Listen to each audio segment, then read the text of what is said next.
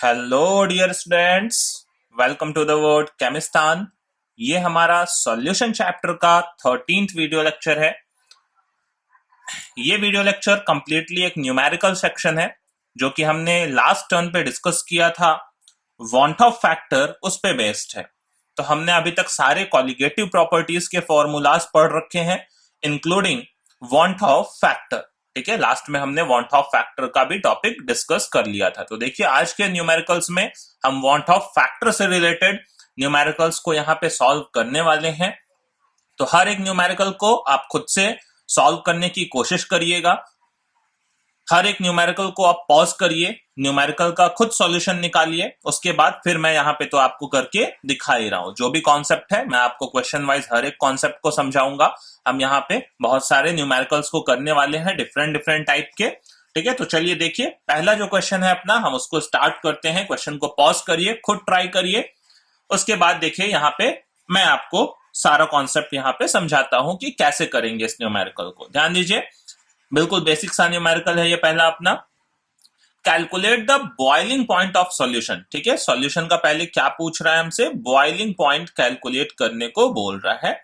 Of solution कब? when 2 gram of Na2SO4 was dissolved in 50 gram of water। Solute क्या है हमारा? Na2SO4 कितना लिया है? 2 ग्राम, उसको डिसॉल्व किया है किसके अंदर? 50 ग्राम वाटर के अंदर। क्या कहता है? एज्यूमिंग कंप्लीट आयोनाइजेशन, है ना, किसका? Na2SO4 का, क्योंकि जो सॉल्यूट लिया है हमने उसका यहाँ पे परसेंटेज आयोनाइजेशन नहीं दिया हुआ है। तो क्या मान के चलेंगे? अल्फा की वैल्यू 100%। ये नहीं लिखा होता तो भी हम यहाँ पे अल्फा 100% क्या करते? कंसीडर करते, क्योंकि कुछ भी यहाँ पे डिग्री ऑफ डिसोसिएशन की वैल्यू हमें गिवन नहीं है। बात समझ रहे हैं? क्लियर है? तो एज्यूमिंग कंप्लीट डिसोसिएशन, इस लाइन का मतलब क्या हो जाता है? जो भी सॉल्यूट है, ठीक है, ये जो भी इलेक्ट्रोलाइट हमने ले रखा है 2 ग्राम ऑफ Na2SO4, इसका क्या हो रहा है? 100% आयोनाइजेशन हो रहा है। ठीक है, तो अल्फा की वैल्यू 100%, और हमें जो फॉर्मूले में रखना होता है वो क्या? फ्रैक्शन में वैल्यू रखनी होती है। तो अल्फा की वैल्यू कितनी हो गई? 1 हो गई। क्लियर है? जो भी अगर अल्फा हमें गिवन है परसेंटेज में, तो उसे किस में कन्वर्ट कर लेते हैं? फ्रैक्शन में कन्वर्ट कर लेते हैं। ठीक है, अब ध्यान दीजिए, हमने फॉर्मूला पढ़ा है क्या? Delta T B is equal to i K B into M. क्योंकि भाई अब यहाँ पे इलेक्ट्रोलाइट है जिसका डिसोसिएशन हो रहा है, तो वांट ऑफ फैक्टर आई के साथ हमें क्या कैलकुलेट करना होगा? डेल्टा टीबी की वैल्यू को कैलकुलेट करना होगा। तो डेल्टा टीबी हमने पढ़ा इज इक्वल टू होगा आई के बी इंटू एम। ठीक है, ये हमने पढ़ा एलिवेशन इन बॉइलिंग पॉइंट का फॉर्मूला। ठीक है, सॉल्वेंट कौन था? वाटर। तो उसका क्या था? जो बॉइलिंग पॉइंट होना चाहिए था वो कितना होना चाहिए था? 373 या 373.15 एग्जैक्टली होना चाहिए था। बट उसमें कितना एलिवेशन आ जाएगा वो हम कैलकुलेट करेंगे, और फिर बाद में उतना एलिवेशन क्या कर देंगे? उसमें एड अप कर देंगे। क्लियर है? तो यहां से देखिए, वांट ऑफ फैक्टर आई की तो वैल्यू कितनी है? वांट ऑफ फैक्टर आई की वैल्यू जो होगी वो होती है 1 minus alpha plus n alpha. ठीक है, सबसे पहले तो हम इधर आई निकालना होगा। तो आई, ध्यान दीजिए, आई की वैल्यू क्या होती है? आई की वैल्यू होती है 1 minus alpha plus n alpha.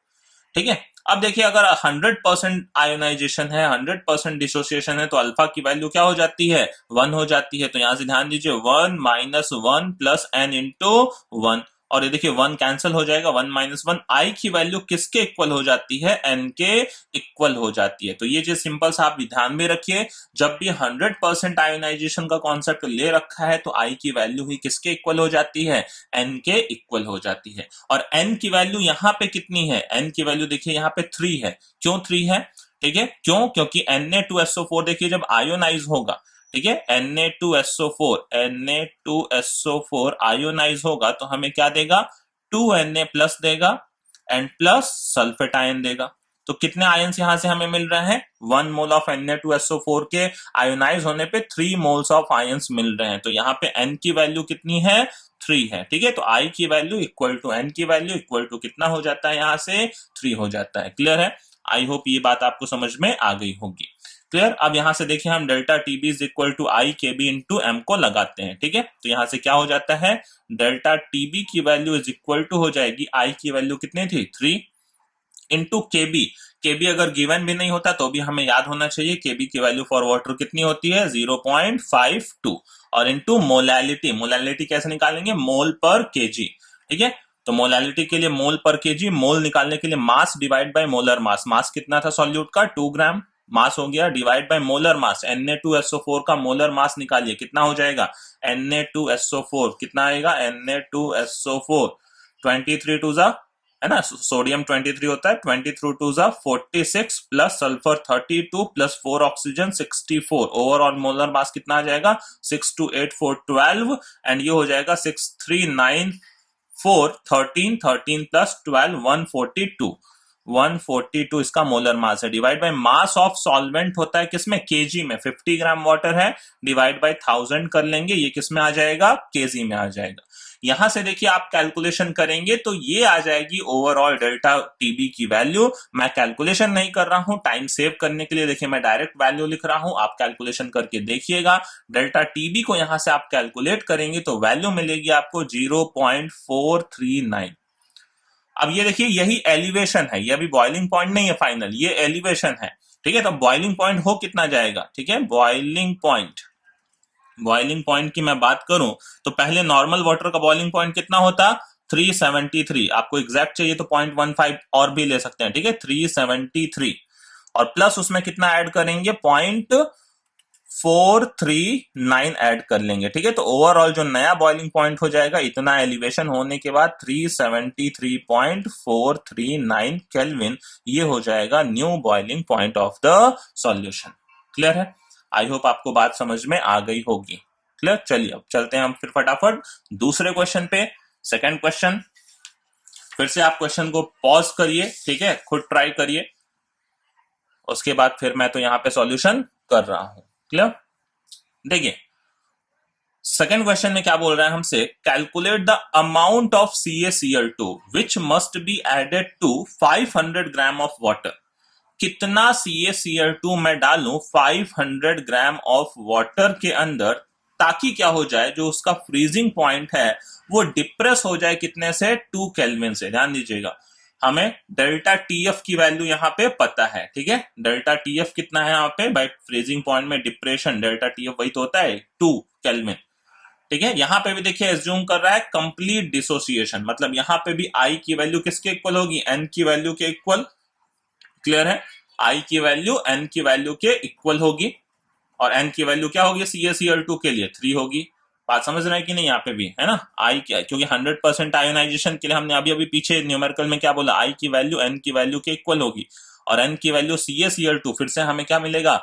1 मोल कैल्शियम 2 मोल Cl माइनस, तो कितना हो जाएगा? 3 मोल ऑफ आयंस। I की वैल्यू N की वैल्यू के इक्वल हो जाएगा 100% डिसोसिएशन के लिए, जब अल्फा की वैल्यू क्या है? 100% है, मतलब अल्फा की वैल्यू कितनी है? 1 है, ठीक है। क्लियर है? बात समझ रहे हैं?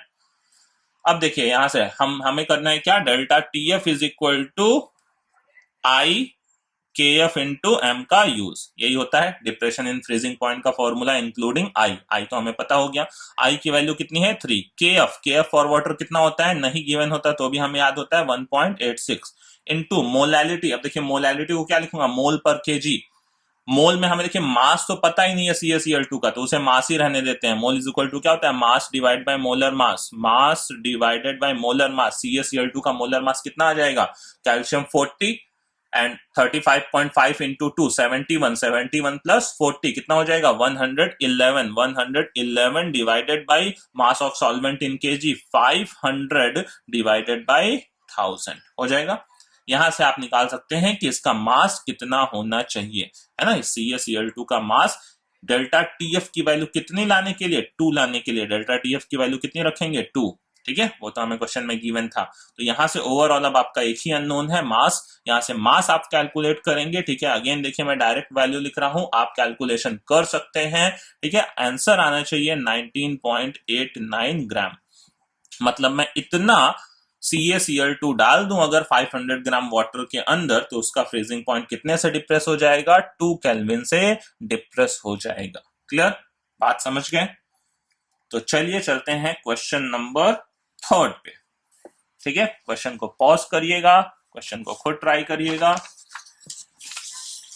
चलिए ध्यान दीजिए, क्वेश्चन नंबर 3 पढ़िए, ठीक है। थर्ड क्वेश्चन में क्या कह रहा है? At 25 degree Celsius, 3 gram of a solute A in 100 ml of an aqueous solution gave an osmotic pressure of 2.5 atm. What is the nature of solute if its normal molar mass is 246? solute का nature हमसे पूछना चाह रहा है कि वो associate हो रहा है या डिसोसिएट हो रहा है, और हमें solute का नॉर्मल मोलर मास पता है। ठीक है, अब देखिए हम क्या कर सकते हैं नेचर को फाइंड आउट करने के लिए। मैं सॉल्यूट का क्या निकालूं, एब नॉर्मल मोलर मास निकालूं, है ना, सॉल्यूट का एब नॉर्मल मोलर मास। अगर एब normal molar mass normal molar mass से ज्यादा आएगा तो क्या हो रहा होगा, एसोसिएशन। अगर एब normal molar mass normal molar mass से कम आ रहा होगा तो क्या होगा, डिसोसिएशन। मैंने पीछे के लेक्चर में आपको समझाया, लेक्चर नंबर 12 में, है ना, इसका पूरा कॉन्सेप्ट आपको कि भाई एसोसिएशन के केस में क्या होगा, जो हमारा मोलर मास है वो ज्यादा आएगा, ऑब्जर्व्ड मोलर मास। ठीक है, किससे, नॉर्मल मोलर मास से। डिसोसिएशन के केस में क्या होगा, जो ऑब्जर्व्ड मोलर मास है वो नॉर्मल मोलर मास से कम आएगा। तो देखिए कैलकुलेट करते हैं हम किससे, pi is equal to CRT, osmotic pressure की वैल्यू दे रखी है। ठीक है, गिवन ऑस्मोटिक प्रेशर 2.5 एटीएम बराबर, तो उस ऑब्जर्व्ड इस प्रेशर से हम क्या निकाल सकते हैं, जो मोलर मास है ऑब्जर्व्ड मोलर मास, उसकी वैल्यू कैलकुलेट कर सकते हैं। तो ध्यान दीजिए क्या करेंगे, pi is equal to CRT का यूज। पाई की वैल्यू कितनी है, osmotic pressure 2.5 ATM. C concentration, concentration क्या होता है, मोल पर लीटर। यहाँ पे जो कंसंट्रेशन होता है वो मोलैरिटी, तो मोल क्या हो गया, मास हो गया 3 ग्राम। मोलर मास, अरे वही तो फाइंड आउट करने जा रहे हैं हम, बात समझ रहे हैं, मोलर मास सॉल्यूट एमबी रख लेते हैं, divided by volume in litre, 100 ml था, डिवाइड बाय 1000 हो जाएगा लीटर। ये निकाल दिया हमने कंसंट्रेशन, मोलैरिटी, मोल पर लीटर, इनटू आर। आर की वैल्यू किसमें, पाई कौन से रखा है, एटीएम वाली रखी हुई है वैल्यू, तो आर की वैल्यू एटीएम वाली क्या होती है, 0.0821। ठीक है, 1 भी लिख सकते हैं, नहीं तो रहने दें। Into temperature 25 degree Celsius, 273 add कर लेंगे, कितना हो जाएगा, 298 केल्विन। क्लियर है, यहां से देखिए अब आपको ये मोलर मास मिल जाने वाला है। ठीक है, मैं आपको बस कॉन्सेप्ट समझा रहा हूं, ध्यान दीजिएगा, मोलर मास मिल जाने वाला है। आप मोलर मास को यहां से कैलकुलेट करेंगे, मैं डायरेक्ट वैल्यू लिख रहा हूं, आएगा 293। 293। अब ध्यान दीजिए ये मोलर मास कैसा है, ये है अपने पास, ठीक है, ऑब्जर्व्ड मोलर मास। ठीक है, ऑब्जर्व्ड मोलर मास ये है अपने पास कि मोलर मास इतना आया, जबकि नॉर्मल मोलर मास कितना आना चाहिए था, आना चाहिए था 246। तो उससे ज्यादा आया, उससे ज्यादा आया का मतलब क्या हुआ होगा, जो सॉल्यूट का नेचर रहा होगा, ठीक है, जो नॉर्मल मोलर मास से ये अब नॉर्मल मोलर मास ज्यादा आया है, बात समझ रहे हैं, अब normal molar mass is greater than normal molar mass. ठीक है, इसलिए क्या हुआ होगा, हेंस एसोसिएशन। ठीक है, बात समझ रहे हैं, हेंस एसोसिएशन। अगर यही कम आता तो हम क्या बोलते हैं, डिसोसिएशन बोलते हैं। क्लियर है बात, कॉन्सेप्ट समझ गए आप क्वेश्चन का। ठीक है, तो चलिए चलते हैं अपने क्वेश्चन नंबर 4 के ऊपर। ठीक है, क्वेश्चन नंबर 4 पे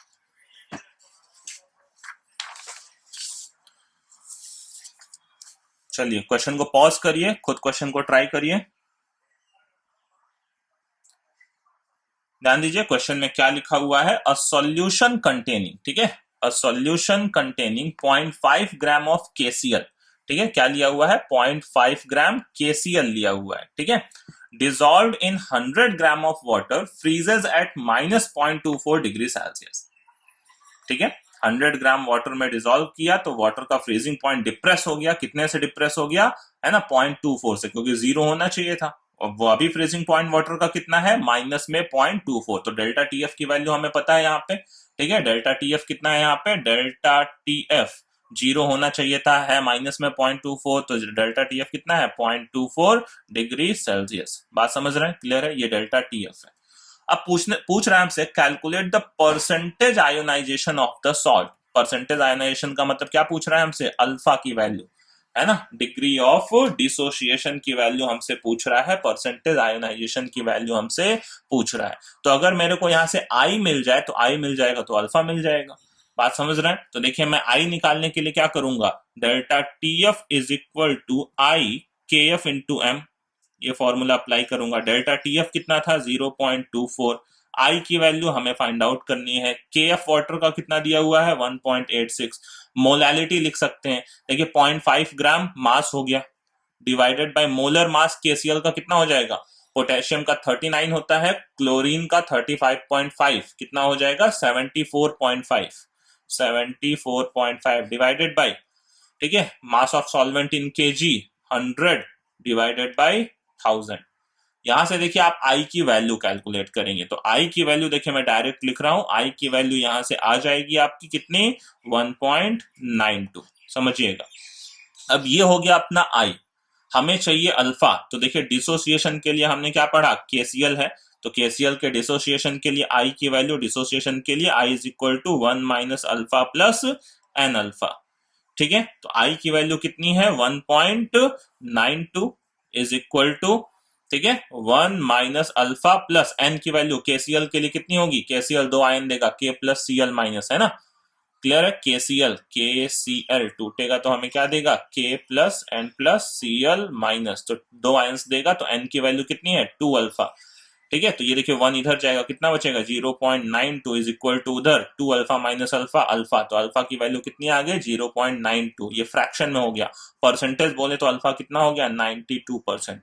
बात समझ रहे हैं, क्लियर है, परसेंटेज में चाहिए तो ये आपका परसेंटेज हो गया।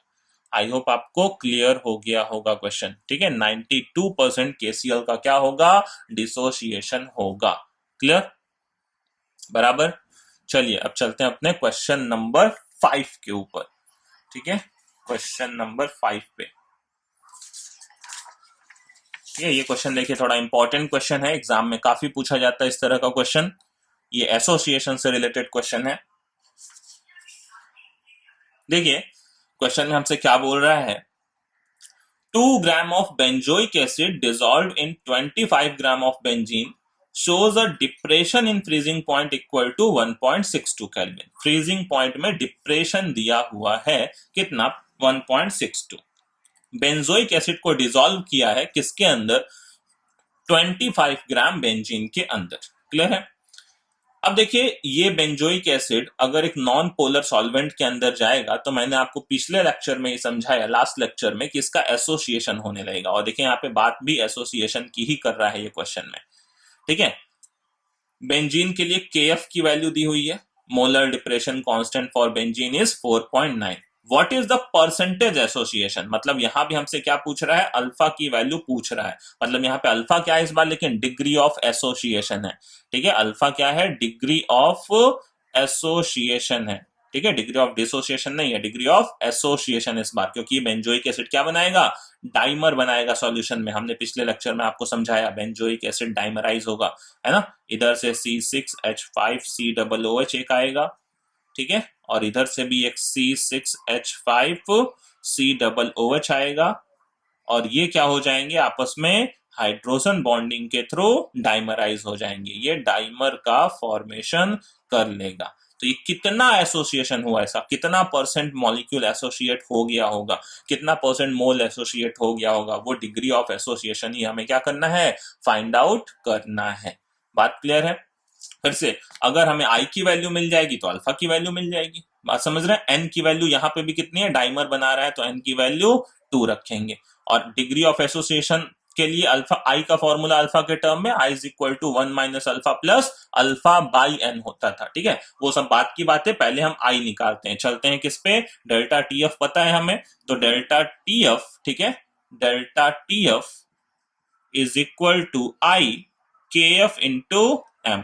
डेल्टा टी एफ कितना दिया हुआ है 1.62 इज इक्वल टू आई, तो हमें फाइंड आउट करना है। बेंजीन का के एफ कितना दिया हुआ है 4.9, ठीक है, इंटू मोलैलिटी, मोलैलिटी देखिए फिर से मास 2 ग्राम हो गया, divide by molar mass, benzoic acid का मोलर मास कितना हो जाएगा, benzoic acid C6H5COOH, C6H5COOH benzoic acid का मोलर मास 7 कार्बन 84 हो गया, है ना, प्लस 6 हाइड्रोजन 6 हो गया, 2 ऑक्सीजन 32 हो गया, टोटल कितना हो जाता है 6 2 8 4 12 12 8 1 9 9 3 12 122 इसका एक बेंजोइक एसिड का मोलर मास हो जाता है, mass divided by molar mass divide by mass of solvent in KG, 25 gram benzene था, 25 ग्राम डिवाइडेड बाय 1000 हो जाएगा। यहां से देखिए आप कैलकुलेट करेंगे किसकी वैल्यू, आई की वैल्यू। मैं डायरेक्ट लिख रहा हूं, ध्यान दीजिए, यहाँ पे आई की वैल्यू हमारी आ जाती है कितनी, आई की वैल्यू आपकी आ जानी है यहां से 0.504। ठीक है, आई की जो वैल्यू आएगी यहां से, आई की वैल्यू आएगी 0.504। ठीक है, यह भी आई मिला है हमें, अल्फा नहीं मिला, ध्यान दीजिएगा, यह भी आई मिला है। ठीक है, 0.504। क्लियर। अब देखिए हम क्या करेंगे, हम करेंगे अपना फॉर्मूला। ठीक है, एसोसिएशन के लिए हमने पढ़ा है i is equal to 1 minus alpha plus alpha by n, पढ़ा है। आई की वैल्यू कितनी हो जाती है, यहां से आई की वैल्यू हमने पुटअप कर दी, 0.504 is equal to 1 minus alpha plus alpha by 2। N की वैल्यू मैंने पहले आपसे बोल दी कितनी रखनी है, 2 रखनी है। बात समझ गए, क्लियर है, बराबर। तो यहां से देखिए आप क्या निकाल सकते हैं, अल्फा की वैल्यू को कैलकुलेट कर सकते हैं। ध्यान दीजिए, ये अल्फा माइनस अल्फा बाई 2 इधर जाएगा तो अल्फा बाई 2 बचेगा, है ना, और इधर 1 माइनस 0.504 कर देंगे तो 1 में से 0.504 घटा दीजिए, कितना हो जाएगा, 0.496 हो जाएगा। तो अल्फा की वैल्यू क्या हो जाएगी, जस्ट इसका डबल, अल्फा की वैल्यू हो जाती है 0.992। इसका डबल कर लेंगे, 2 6 12, 2 9 18, 1 19, 2 4 8 1 9 हो जाएगा। ये देखिए फ्रैक्शन में। अब वापस से अगेन अगर हमें अल्फा परसेंटेज चाहिए तो कितना हो जाएगा, 99.2%। ठीक है, ये फ्रैक्शन में वैल्यू थी, ये परसेंटेज में वैल्यू आ गई। क्लियर है, बात समझ रहे हैं।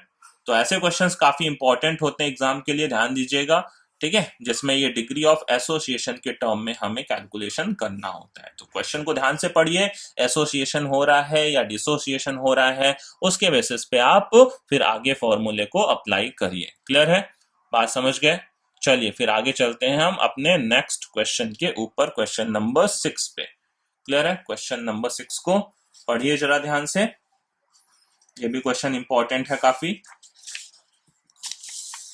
चलिए, ये है आपके पास क्वेश्चन नंबर 6। ठीक है, क्वेश्चन को एक बार रीड करिए, खुद से ट्राई करिए, क्वेश्चन को पॉज करके देखिए, ध्यान दीजिए हमसे क्या पूछ रहा है। बोल रहा है 0.6 ml of acetic acid having density 1.06 ग्राम पर ml। एसिटिक एसिड का वॉल्यूम दिया है और उसकी डेंसिटी दी हुई है। क्या हमें इससे एसिटिक एसिड का मास मिल जाएगा, बिल्कुल मिल जाएगा। एसिटिक एसिड मतलब क्या, CH3COOH। ठीक है, is dissolve in 1 litre of water, उसको 1 लीटर वाटर के अंदर डिजॉल्व कर दिया। अब कह रहा है the depression in freezing point observe for this strength of acid was this much. ठीक है, डेल्टा TF की वैल्यू कितनी थी, इतनी थी। Calculate the want of factor and dissociation constant of the acid. ठीक है, हमें क्या कैलकुलेट करना है, वांट ऑफ फैक्टर आई की वैल्यू कैलकुलेट करनी है। क्लियर है, वांट ऑफ फैक्टर आई की वैल्यू कैलकुलेट करनी है, और क्या, dissociation constant of acid. Dissociation constant याद हो अगर आपको 11th में, डिसोसिएशन कांस्टेंट ऑफ एसिड का मतलब हमसे क्या पूछ रहा है, Ka की वैल्यू। डिसोसिएशन कांस्टेंट क्या होता था, Ka। और Ka अगर आपको याद हो तो एसिड के लिए Ka क्या लिखते थे, C alpha square divide by 1 minus alpha. याद है ये 11th का फॉर्मूला अपना, एसिड का डिसोसिएशन कांस्टेंट कैलकुलेट करने के लिए K is equal to C alpha square divided by 1 minus alpha होता था। तो इसके लिए भी पहले हमें क्या पता होना चाहिए, इसके लिए तो पहले अल्फा पता होना चाहिए ना, और अल्फा के लिए पहले क्या पता होना चाहिए, वांट ऑफ फैक्टर आई पता होना चाहिए। आई मिलेगा, आई से क्या निकालेंगे, अल्फा निकालेंगे, अल्फा से फिर क्या निकाल लेंगे, के निकाल लेंगे। बात समझ में आ रही है ना, आई पता होगा तभी तो अल्फा निकालेंगे। क्लियर है, और अल्फा पता होगा तो फिर उससे के की वैल्यू हम कैलकुलेट कर सकते हैं। तो ध्यान दीजिए, अब आई कैसे निकालेंगे। आई निकालने के वैसे 2-3 तरीके होते हैं। ये सब क्वेश्चन में, हर क्वेश्चन में 2 तरीके से आप आई निकाल सकते हैं। पीछे भी जो क्वेश्चन किए उससे भी अलग अलग तरीके से निकाल सकते थे। कैसे, एक देखिए हमारे पास ये एक कॉलिगेटिव प्रॉपर्टी हमें पता है, डेल्टा TF, है ना। ये कौन सी colligative property, observe colligative property है। ठीक है, एक हमारी देखिए delta TF is equal to KF into M से क्या निकाल लेते, वहां से एक अपना डेल्टा TF निकाल लेते। ठीक है, अपना डेल्टा TF वो अपना, है ना, कैसा होता है, वो अपना कैलकुलेटेड फ्रीजिंग पॉइंट होता है। तो ऑब्जर्व डिवाइडेड बाय कैलकुलेटेड वही क्या हो जाती, आई की वैल्यू हो जाती। वांट ऑफ फैक्टर आई हमने पढ़ा हुआ है, observe colligative property divided bye, है ना, नॉर्मल कॉलिगेटिव प्रॉपर्टी। वही हमारा क्या हो जाता है, आई हो जाता है। पिछले लेक्चर में मैंने वो भी सारा आपको एक्सप्लेन किया था कि आई को किस किस टर्म में मैं लिख सकता हूँ।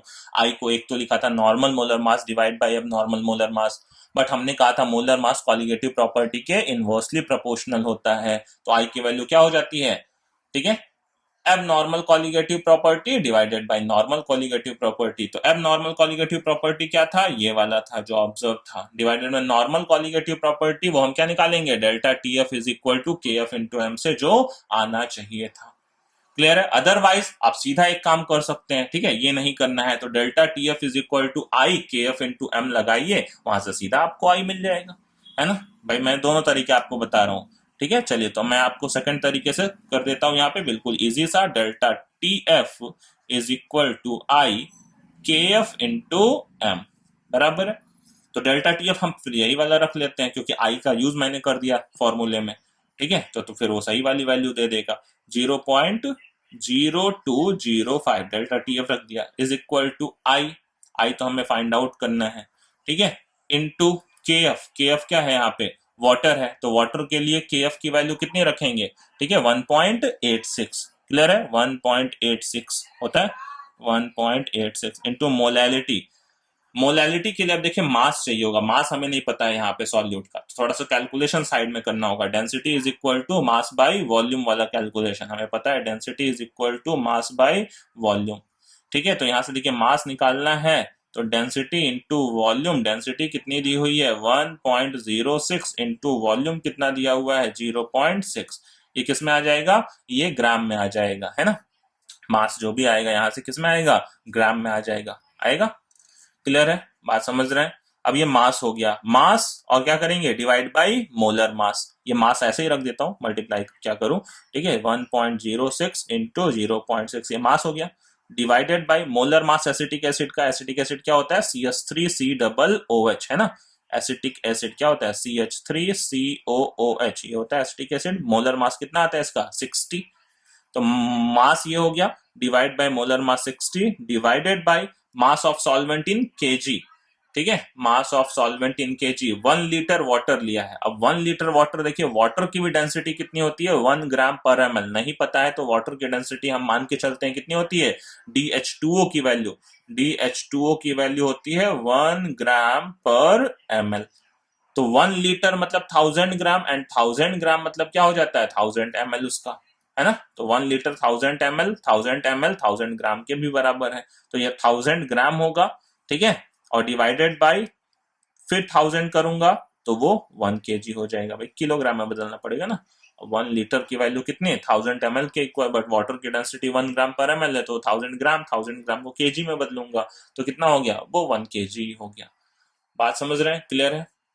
तो यहां से देखिए आ जाती है हमारी आई की वैल्यू, बात समझ रहे हैं। तो यहां से देखिए आप जब आई को कैलकुलेट करेंगे तो आई की वैल्यू ध्यान दीजिए आती है, यहाँ पे आई की वैल्यू आती है कितनी 1.041, ठीक है, ये निकल के आता है अभी हमारा पहले आई, बात समझिएगा, ये अभी आई मिला है, फिर हमें अल्फा निकालना है, फिर उससे के मिलेगा, ठीक है, आई समझ गए, क्लियर। डिसोसिएशन हो रहा है, ध्यान दीजिएगा, डिसोसिएशन हो रहा है ना, एसोसिएशन नहीं हो रहा है एसिटिक एसिड का। मैंने ये भी आपको बार बार लास्ट टाइम पे थियोरेटिकल में पॉइंट किया था, है ना, कि एसिटिक एसिड में पोलर सॉल्वेंट में डालोगे, वाटर में डालोगे तो आयोनाइज हो जाएगा। अब ये नॉन पोलर सॉल्वेंट में डालते तो क्या हो जाता है, वो एसोसिएट हो जाता है। ये भी कैसा बनाता है, डाइमर, लेकिन हमने वाटर के अंदर डाला है, वाटर के अंदर क्या होगा, उसका भी डिसोसिएशन होगा, ठीक है, क्लियर है। तो यहां से देखिए हम क्या कैलकुलेट कर सकते हैं, यहां से अल्फा की वैल्यू कैलकुलेट कर सकते हैं, ठीक है। आई तो हमें मिल ही चुका है, आई से हम अल्फा निकाल सकते हैं, और डिसोसिएशन के लिए अगेन मैं क्या लगाऊंगा, i is equal to 1 minus alpha plus n alpha. तो i is equal to 1 minus alpha plus n alpha, ठीक है, i is equal to 1 minus alpha plus n alpha. ध्यान दीजिए अब यहां से क्या हो जाएगा, आई की वैल्यू हमने रखा 1.041 is equal to 1 minus alpha plus 2 alpha. फिर again acetic acid by dissociate होगा तो हमें क्या देगा, 1 मोल एसिटेट आयन देगा CH3CO माइनस, और 1 मोल क्या देगा H प्लस। तो N की वैल्यू यहाँ भी कितने हैं 2 है, ठीक है। तो 2 अल्फा माइनस अल्फा कितना बचेगा, अल्फा, और अल्फा की वैल्यू कितनी हो जाएगी 1 माइनस, ठीक है, ये अल्फा आ जाएगा, 2 अल्फा में से अल्फा अल्फा, तो ये 1 उधर जाएगा, तो 1.014 माइनस 1 हो जाएगा, तो कितना बचेगा 0.041। ठीक है, ये अल्फा हो गया। क्लियर। अब देखिए हमें चाहिए के ए, है ना, तो के ए की वैल्यू क्या हो जाती है, C alpha square divided by 1 minus alpha. अब सी देखिए कंसंट्रेशन हमें पता है मोल पर लीटर। अच्छा मोल कितना था, मोल तो यही था ना अपने पास भाई, मोल तो एसिटिक एसिड का यही था। क्लियर है। यहाँ पे अगर आपने पीछे कैलकुलेशन किया हो तो यहाँ पे वापस हमें कैलकुलेशन यहाँ पे करने की जरूरत नहीं पड़ेगी। ठीक है, तो जितना वैल्यू यहाँ से आपने रखा था वो यही यहाँ पे सी की वैल्यू हो जाएगी, क्योंकि 1 लीटर हमारा वाटर था ही, तो मोल तो था ही और पर लीटर, क्योंकि यहाँ कंसंट्रेशन मोलैरिटी होती है। ठीक है, क्लियर है, बात समझ रहे हैं। तो यहां से देखिए क्या ये कंसंट्रेशन की वैल्यू रख देंगे, मोल कितना हो जाएगा, मोल यही है हमारे पास 1.06 इंटू 0.6 डिवाइडेड बाय 60। ये आपको वापस नहीं रखना पड़ता अगर यहाँ पे हमने कैलकुलेशन कर दिया होता, बट मैंने वैल्यू अभी क्या करी है, डायरेक्ट रखी है, तो आप कैलकुलेशन कर सकते हैं। ये मोल हो गया, और पर लीटर तो था ही, पर लीटर तो ये मोलैरिटी हो गया, है ना, क्लियर है। इनटू अल्फा का स्क्वायर, इनटू अल्फा का स्क्वायर, ठीक है, तो अल्फा का स्क्वायर क्या हो जाएगा, इनटू अल्फा स्क्वायर, ये था अल्फा 0.041 का स्क्वायर। ठीक है, डिवाइडेड बाय क्या हो जाता, 1 minus alpha, divided by 1 minus alpha, तो 1 माइनस 0.041। क्लियर। तो यहां से आपको ये एसिड का क्या मिलता है, ये आयोनाइजेशन कांस्टेंट या डिसोसिएशन कांस्टेंट के ए की वैल्यू। क्लियर, बात समझ गए। ठीक है, तो यहां से आप कैलकुलेशन कर सकते हैं वेरी इजीली। मैं डायरेक्ट आंसर लिख रहा हूं। ठीक है, 2-4 पॉइंट आगे पीछे चलता है, कहीं हो सकता है निग्लेक्ट करना चाहे तो निग्लेक्ट कर सकते हैं, बट निग्लेक्ट करने की यहाँ पे जरूरत नहीं है। ठीक है, तो 1.86 इंटू 10 टू द पावर -5 ये के की फाइनल वैल्यू आनी चाहिए। ठीक है, क्लियर है। आई होप आप बात को समझ गए होंगे। सिंपल सा, हमने पहले delta T F is equal to i K F into से आई निकाला, आई से अल्फा निकाला, अल्फा से के निकाला, जो सीक्वेंस मैंने बोला था वही किया यहाँ पे। क्लियर है। तो देखिए ये लेक्चर को हम यहीं पे फिनिश करते हैं। ऐसे ही आप बहुत सारे न्यूमेरिकल्स को खुद से ट्राई कर सकते हैं। अब आगे भी मैं देखिए न्यूमेरिकल्स लेके आने वाला हूं, बट वो थोड़े अच्छे न्यूमेरिकल्स होंगे। ये थोड़े लो लेवल के न्यूमेरिकल्स थे। इसके बाद जो न्यूमेरिकल का लेक्चर मैं बनाऊंगा उसमें और अच्छे एडवांस प्रॉब्लम लेके आऊंगा थोड़े। ठीक है, तब तक के लिए पढ़ते रहिए। Take care.